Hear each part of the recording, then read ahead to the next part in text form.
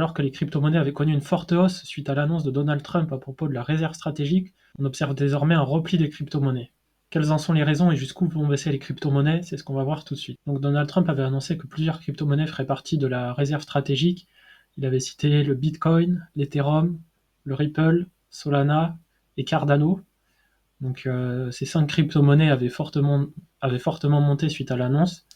Et désormais, on observe un repli, donc on va regarder ça sur les différentes crypto-monnaies. Donc sur le Bitcoin, avant l'annonce, on était à 85 000 $.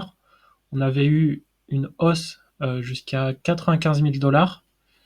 Donc si on regarde combien ça représente de pourcents, on était à 11%, 11% de hausse en l'espace de quelques heures. Et suite à ça, on a eu une baisse et on est actuellement à 82 000 $. Il y a même eu un point bas dans les 80 500 $. Donc ensuite, on peut regarder sur l'Ethereum. Alors sur l'Ethereum, avant l'annonce, on était à 2180 $. On a eu un point haut à 2550 et désormais on est dans les 2000. Il y a eu un rebond ici pile sur les 2000 $. Ensuite, on peut prendre le Solana. Donc sur Solana, on était à 140 $. On a eu un point haut à 180 et désormais on est à 136, donc on est même plus bas qu'avant l'annonce de Donald Trump. Ensuite, on peut regarder le Ripple qui avait aussi été cité. Donc le Ripple, lui, c'est un peu mieux maintenu. Donc il était à 2,22, il y a eu un point haut à 3,02 et actuellement il est à 2,37. Donc, au plus haut, il y avait eu une hausse de 36%. Et enfin, il y avait le Cardano qui avait connu la plus forte hausse suite à l'annonce de Trump. Donc celui-ci, c'est un peu mieux maintenu aussi que le Bitcoin et l'Ethereum. Donc avant l'annonce, on était à 0,64. On a eu un point haut à 1,17 et là on est à 0,83.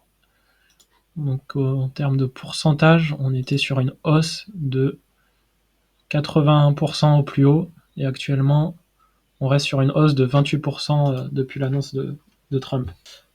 Donc comme je l'ai dit plus tôt, Donald Trump avait annoncé qu'il souhaitait mettre en place une réserve stratégique avec notamment le Bitcoin, l'Ethereum, le Ripple, le Solana et le Cardano. Et suite à ça, il y avait eu une forte hausse de ces différentes crypto-monnaies. Cette initiative visait à faire des États-Unis la capitale mondiale des crypto-monnaies.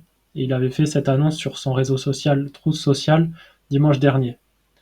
Cependant, depuis, on a observé un repli des crypto-monnaies qui s'explique notamment par l'application des tarifs douaniers sur le Canada et le Mexique qui ont été mis en place aujourd'hui. Donc, les experts sont assez partagés sur cette initiative. Certains sont optimistes et pensent que c'est une opportunité pour renforcer la légitimité des crypto-monnaies, tandis que d'autres craignent que l'implication du gouvernement dans les crypto-monnaies implique une plus grande régulation, ce qui pourrait freiner l'innovation dans ce secteur.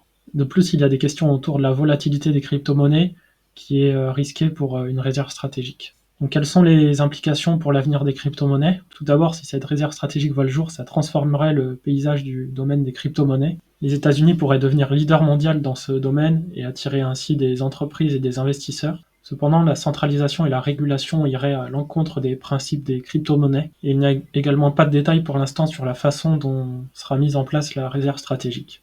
Donc l'annonce de Donald Trump a fortement secoué le marché des crypto-monnaies.